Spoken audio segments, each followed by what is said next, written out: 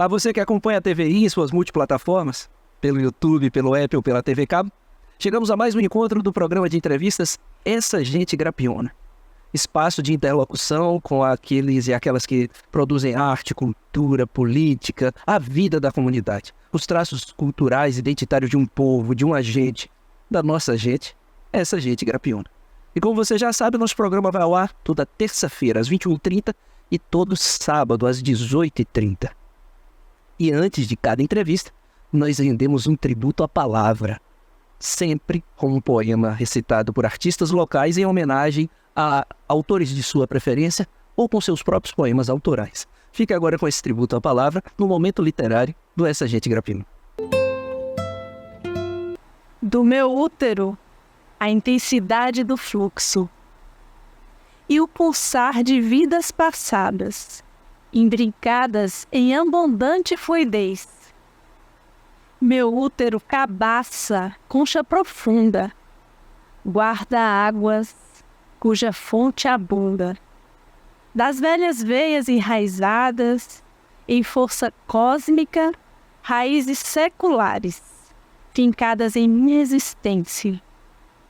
Em meu útero, rios vermelhos, renovados a cada lua, gravitados em conexões ancestrais, a transbordar fecundidade no mais profundo de mim. Teresa Sá, em fluxo. Na entrevista de hoje, nós damos continuidade à série Juventude e Política. Eu estou recebendo ela, que é jornalista, comunicadora popular, liderança de movimentos populares, atuando em diversos movimentos da nossa cidade e região, com repercussões nacionais. Vem nos apresentar um modelo diferente de fazer política, uma organização chamada Consulta Popular. Ela é capoeirista, ela é escritora, ela é fotógrafa, é uma mulher multimídia. E, acima de tudo, pelas referências que tenho a respeito, apesar de conhecê-la há pouco tempo, já posso dizer que tenho boas referências a respeito, é alguém com uma profunda coerência entre aquilo que diz e aquilo que vive. Por isso está aqui conosco, porque representa um pouco dessa identidade da nossa gente grapiona. Sem mais delongas, eu estou falando com Helena Castro. Seja bem-vinda, Helena. E, como é de praxe o nosso programa, o entrevistador pouco fala sobre o entrevistado para garantir o lugar de fala. Então eu queria perguntar quem é Helena Castro, ela por ela. Primeiramente, obrigada pelo convite e pelas palavras tão gentis, né? De dizer que, embora me conheça pouco, já consegue fazer essa avaliação, né? Obrigada. Agradeço, né, a todo mundo que também vai assistir, né? Que estiver assistindo, agradeço. Então, eu sou jornalista, né? E sou uma comunicadora popular que se formou como muitos se formam, estando em qualquer outra área, assim como você também, né? Estava em outra área e acabou ingressando na comunicação popular. E eu estava já, né, desde jovem, assim, mais nova, tentando, né, entender meu lugar no mundo, o que eu queria fazer de diferente, tentar expressar mesmo, assim, o que eu achava que eu podia fazer, né, para mudar o que eu achava que estava errado, né.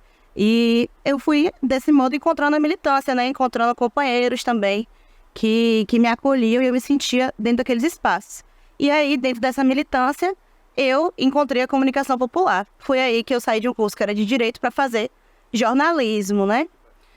A partir daí, dentro do curso, eu, junto com outros companheiros, né, fundei a Assembleia Popular. Então, a gente tem esse veículo, né, de comunicação colaborativa.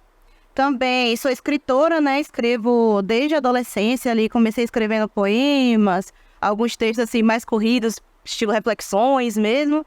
E ao longo do tempo comecei a escrever crônica, escrever conto. E ano passado eu publiquei o meu primeiro livro, que é o Tarda, Mas Não Falha, e Outros Contos. Tarda, Mas Não Falha e Outros Contos. Livro de Helena Castro, publicado em 2023.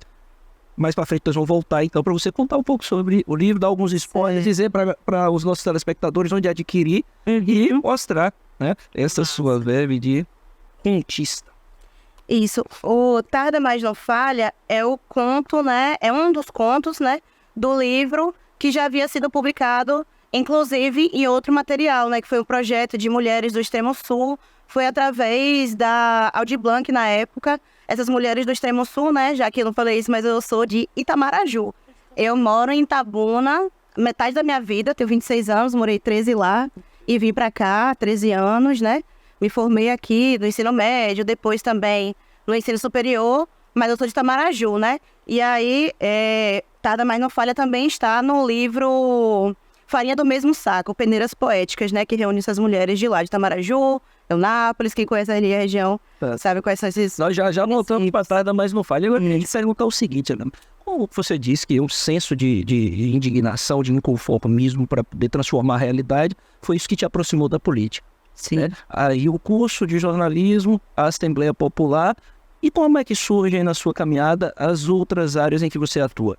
Comissão Pastoral da Terra e a própria consulta popular, que a gente quer explicar hoje para os nossos telespectadores o que é e como funciona. Como é que chega até você esse rol de movimentos populares, porque você hoje atua em vários deles, além do setorial de capoeira, que é uma das áreas que você também atua, né?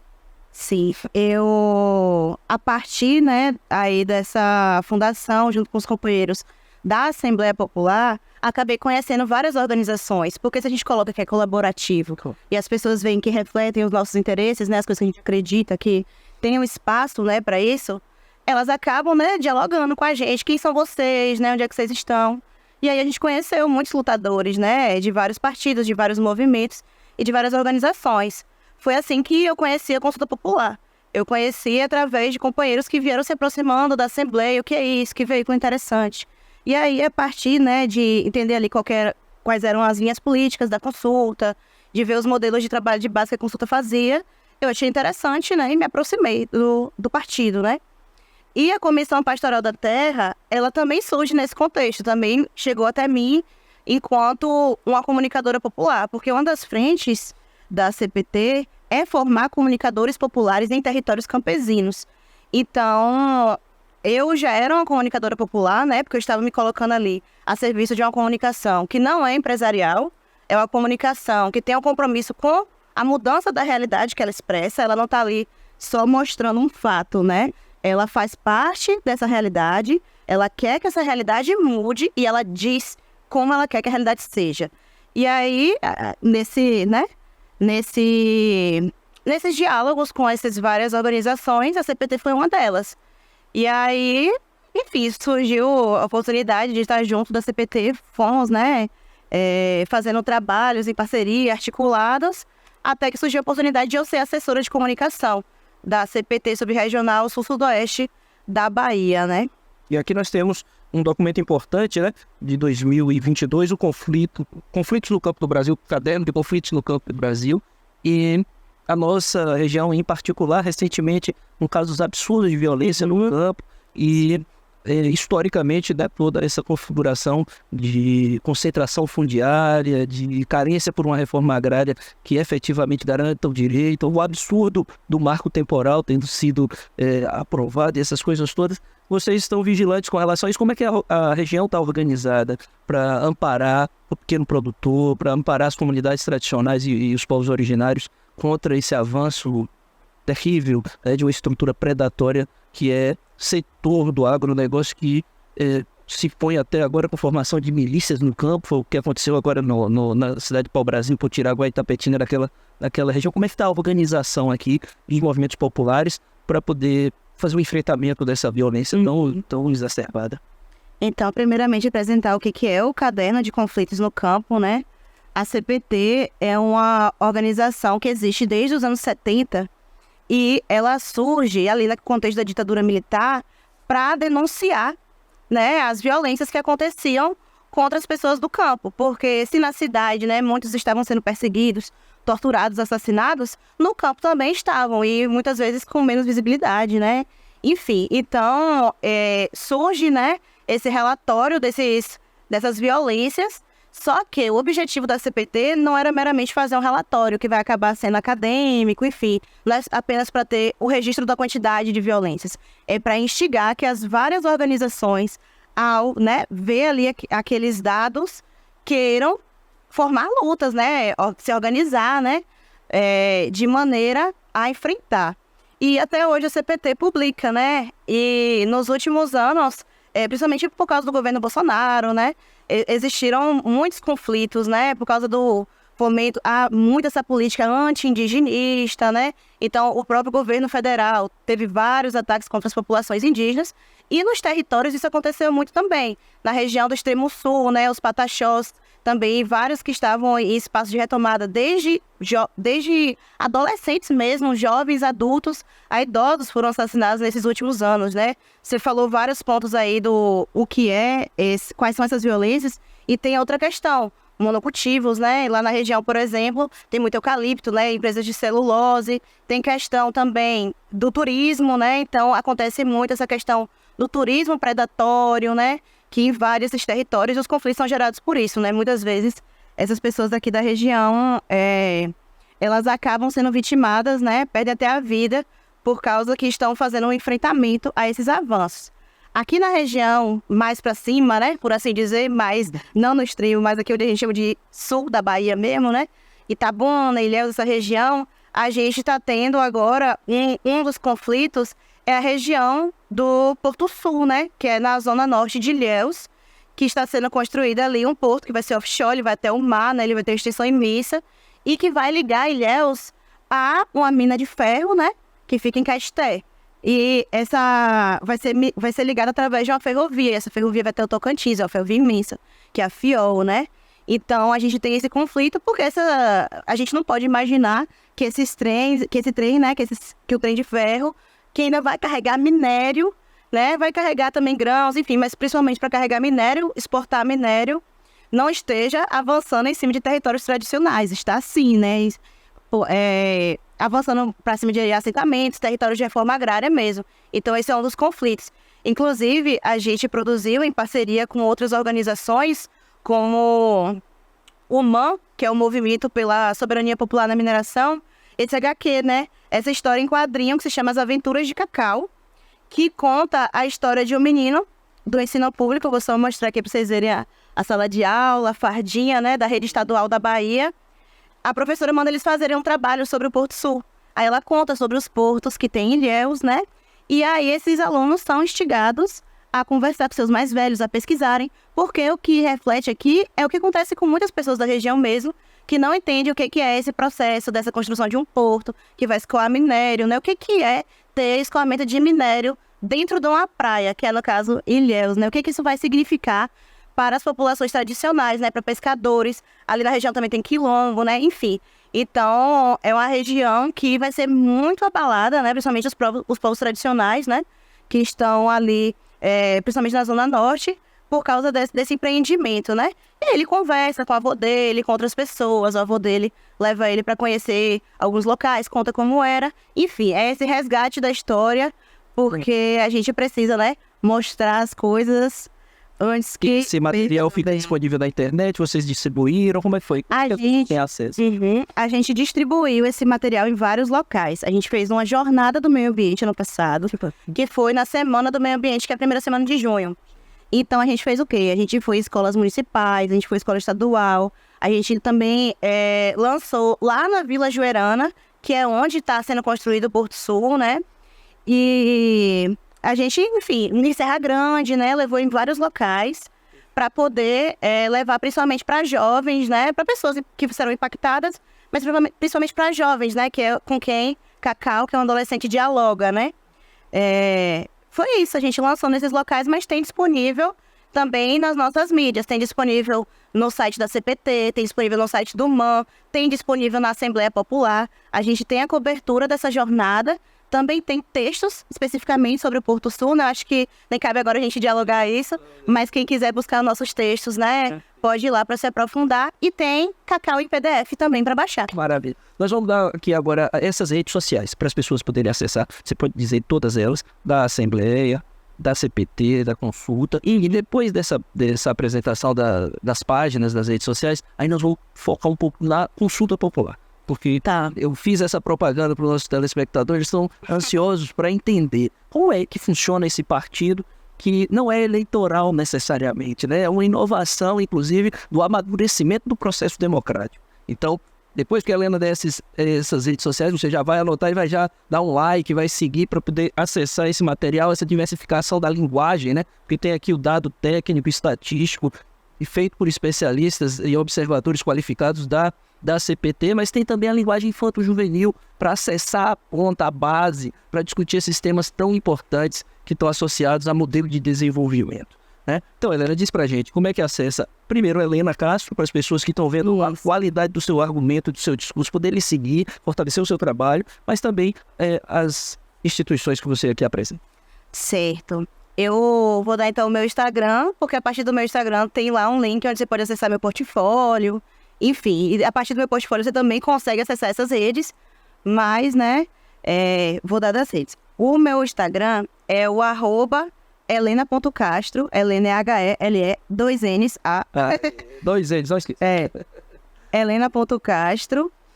As redes da CPT, né? No caso, a CPT tem Instagram, tem site, tanto nacional quanto na Bahia.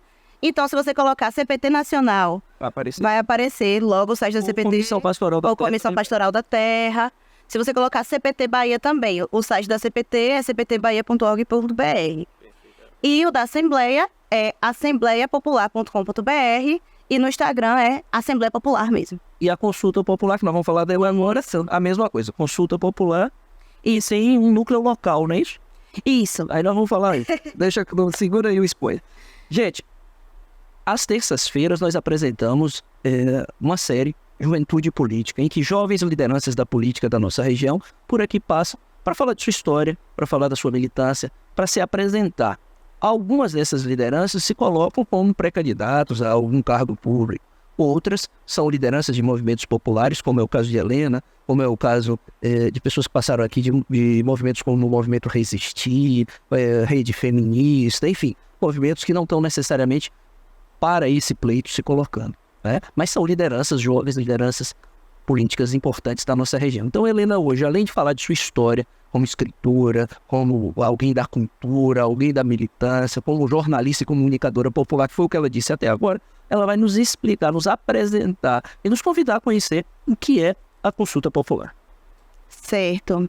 A consulta popular, ela nasceu no mesmo ano que eu, em 97. Ela nasceu enquanto ali um agrupamento de movimentos, de organizações populares mesmo, que se juntavam para discutir a conjuntura nacional, né? Fazer aquela análise conjunta ali, mesmo análise de correlação de forças ali populares, né? Verem juntos, né? Caminhos, né? E aí, ao longo dos anos 2000, aconteceram várias discussões nesse sentido, né? Se a consulta era um movimento, o que era. Já tem vários documentos que tem assim, movimento, consulta popular, né? Inclusive, tem muita gente que confunde até hoje em dia, fala movimento. Mas é porque realmente, né, teve várias fases. Mas ela não nasce como partido. Ela não nasce como partido. E aí existem discussões. E há alguns anos, eu ainda não estava na consulta, não lembro exatamente qual foi o ano específico, houveram vários debates, né? E aí foi decidido que a consulta era um partido, né? E esse partido, ele tem como função fomentar, né, a organização popular com o intuito mesmo da construção de um projeto popular para o Brasil. E não é por via eleitoral mesmo, é através de trabalhos nos territórios. É através, né, de fortalecer ali o que essas comunidades já têm, né? Então, entender como essa organização vai fazer com que aconteça a organização geral dos trabalhadores, por assim dizer. É um movimento que tem um apelo muito forte da utopia, do acreditar, do sonhar, né? Isso. E aí me diga uma coisa, você então, no médio e no curto prazo, não vai ver a legenda consulta popular no pleito eleitoral, vamos dizer assim, do varejo das eleições. É um movimento de vanguarda, de formação de liderança, é mais ou menos isso. A consulta não está nem discutindo isso, virar um partido com legenda, não está. Não existe. E você colocou bem assim, não necessariamente eleitoral, porque nós, né, embora não nos vemos enquanto concorrentes em uma eleição, a gente também, obviamente, tem interesses políticos, né?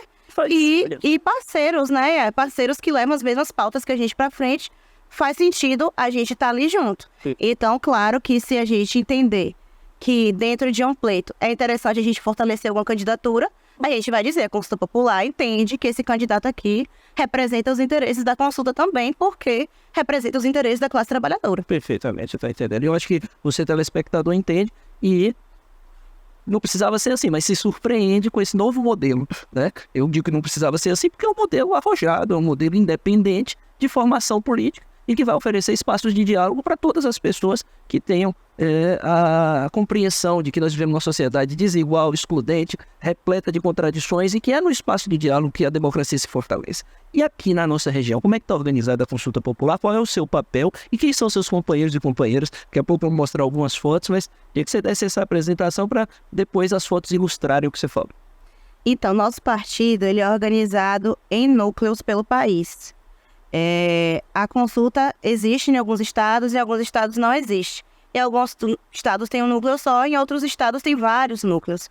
Aqui na Bahia, por exemplo, que é um estado imenso, é um estado, né, por assim dizer, no âmbito nacional, que tem a organização popular forte, né? Então, é um local onde os partidos geralmente têm militância de esquerda, né, mais maciça. Aqui no estado, a gente tem núcleo aqui no sul da Bahia, que é o núcleo Revolta no Engenho de Santana.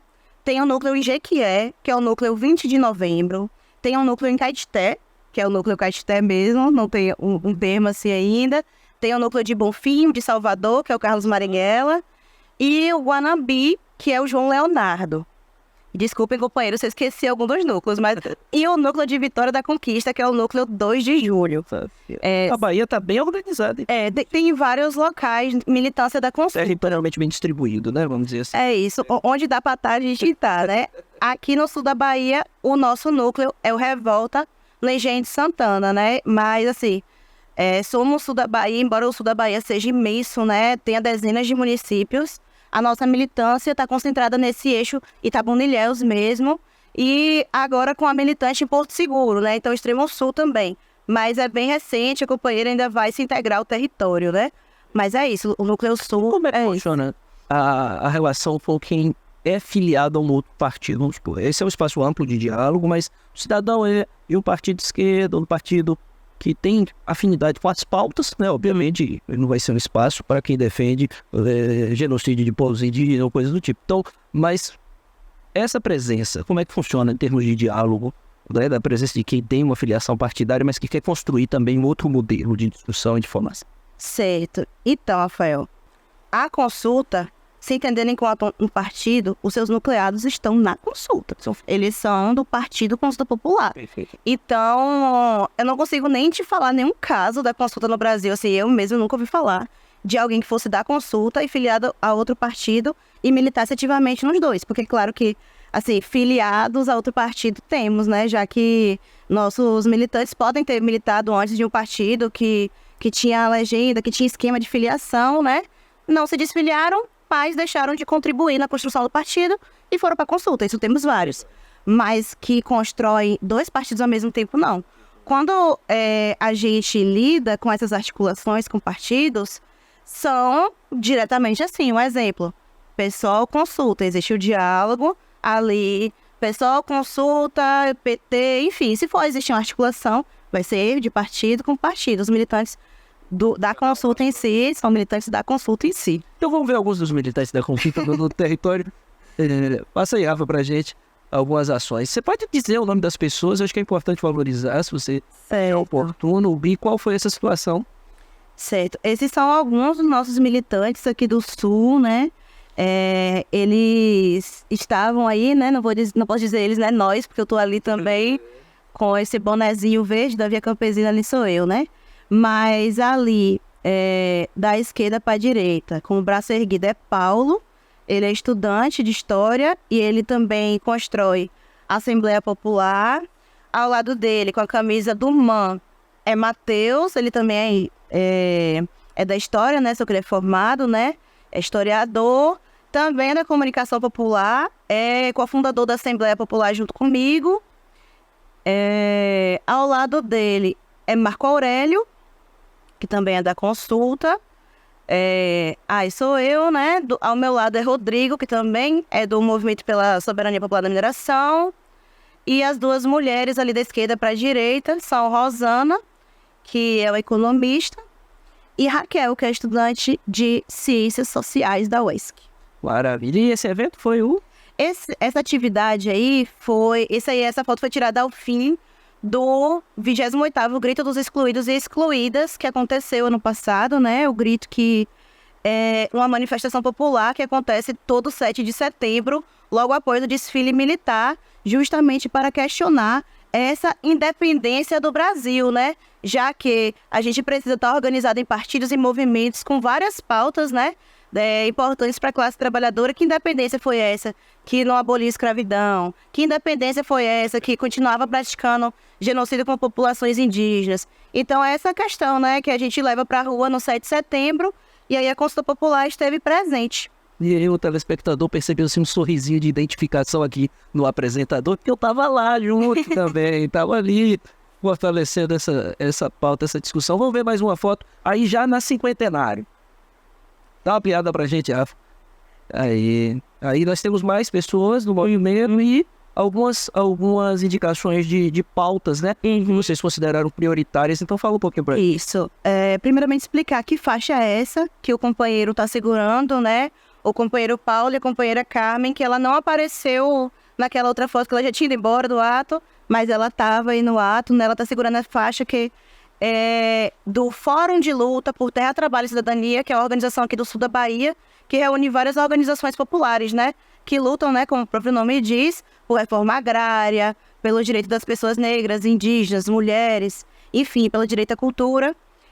Ali a companheira Rosana, que está com a faixa, né? Com o cartaz rosa, ela está pleiteando os direitos, né, dos trabalhadores da educação. E ali no canto, o companheiro com a bandeira da consulta é Marco, né, que é do nosso setor sindical.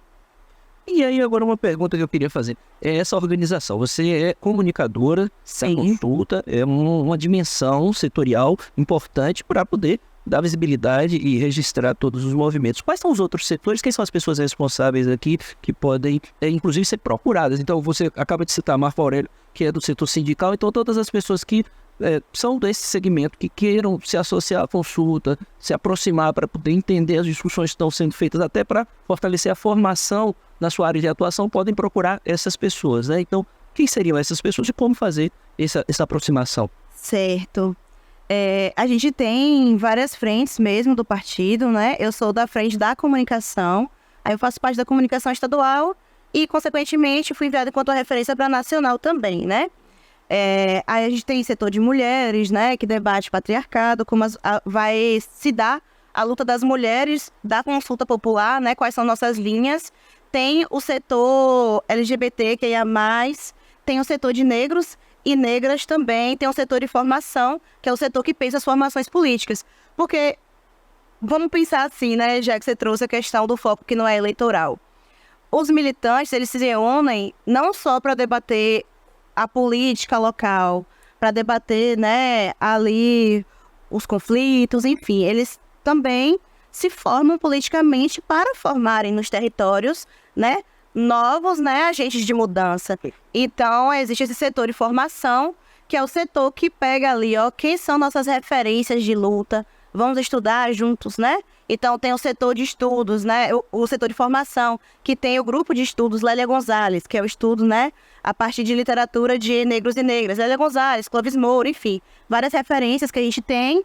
E nos outros setores, assim, respectivamente, né? Através dessas áreas, a gente tem essas referências. E nesses momentos a gente estuda, né? O marxismo-leninismo, né? Essas são as nossas linhas principais, né? Perfeito. Vamos ver mais fotos? Eu acho que com essas ilustrações, ela consegue ir dando pro todo que é a consulta.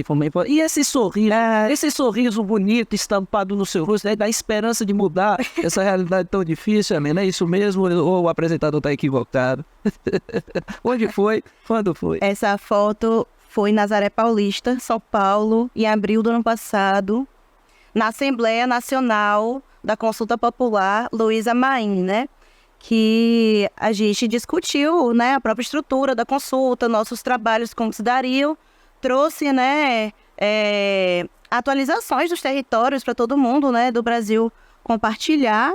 E esse momento aí foi um momento de discussão e um núcleo de base, né, que é um grupo formado por militantes de vários territórios do país, enfim, discutindo várias questões estruturais da consulta. Eu não sei de que eu estava rindo, mas a gente ri de muita coisa, muitas críticas que a gente faz, muitos posicionamentos que a gente tem.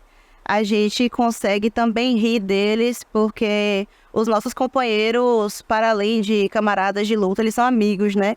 Então, quando a gente faz essas avaliações, às vezes o absurdo chega a ser cômico, né? Vamos lá, vamos ver mais uma rápida. E aqui você protagonizando. Você me disse aqui no começo que há um espaço importante, eu não sei se é esse necessariamente, mas eu queria que você dissesse, que são as místicas. Isso. Essa foto se trata de um amigo. Então, o que é a mística no movimento de encontro da consulta popular? Essa foto é na mística final da Assembleia. Tinha acabado de ser eleita, né, a nova direção nacional da consulta popular. E o momento, né, foi fechado com esse espaço onde uma das partes da mística foi uma leitura que eu fiz, né, de uma poesia de alguns companheiros. Então, o que é a mística, né?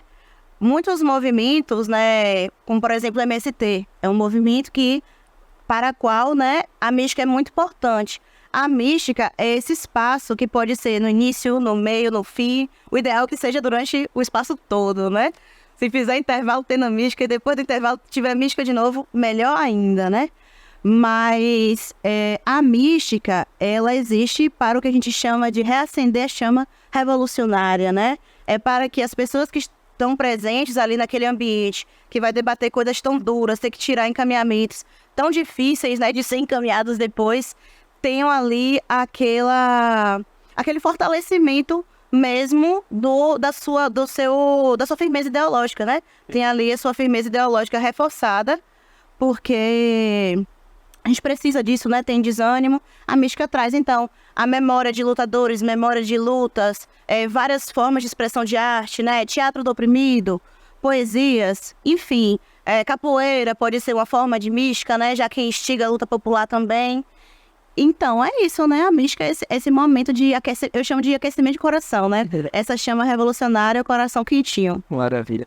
Nós estamos chegando aqui, né, nos últimos momentos, conversa boa, com gente que domina a palavra e tem coerência com o que fala e o que vive, entre o que fala e o que vive, o tempo passa e a gente nem percebe. Então, Helena, quero te agradecer. Nós vamos ter um espaço para você deixar sua mensagem, um chamamento, um convite, reforçar as redes sociais e dizer que a sociedade precisa de mais Helenas, vozes necessárias e pessoas que estão no movimento para a construção realmente de outro modelo de sociedade. Os temas que aqui você pontuou são fundamentais. Infelizmente o nosso tempo é curto, é um programa de 30 minutos, mas eu acho que a gente apresenta bem. É um cartão de visita bem interessante porque a partir do que você disse, do entusiasmo com o qual você põe a palavra, o nosso telespectador aguça a sua curiosidade de perceber que há outros modelos possíveis de fazer política que não estejam associados ao balcão de negócios, aos conchavos de gabinete e à priorização daquilo que não é o que é fundamental para a vida das pessoas, que é o desenvolvimento, que é a sustentabilidade, mas que é a valorização das identidades e a pluralidade, né, nessa forma de construir uma vida que não é caminho de mão única. Então, muito obrigado e deixa aí suas breves considerações, de um até breve, porque você já pode ser considerado aqui da nossa casa. Tá certo. Então, eu queria usar esse momento final só para falar um minutinho do meu livro e dizer onde pode encontrar, né?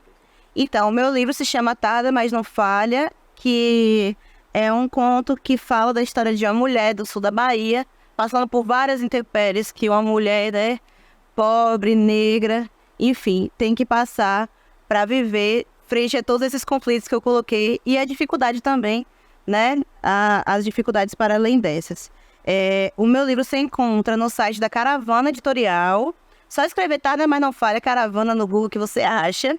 No meu Instagram também tem um link, né? Um Linktree que vai levar para o meu portfólio. No meu portfólio tem o link, tem meu Lattes, tem como chegar na CPT, tem como chegar nessas organizações que eu integro. Para conseguir também saber mais sobre a questão dos conflitos no campo, acesse o site da CPT. Em abril a gente vai lançar o Caderno de Conflitos no Campo 2023, né? Em abril, dentro desse contexto do calendário de lutas por terra e território, né? Reforma agrária, o Abril Vermelho. Perfeito. Então, com essa perspectiva, né, de esperança, de transformação e de inconformismo, nós encerramos mais uma reportagem, mais uma entrevista, mais uma conversa da série Juventude Política, do programa Essa Gente Grapiona, que você sabe é especialmente sempre feito para você.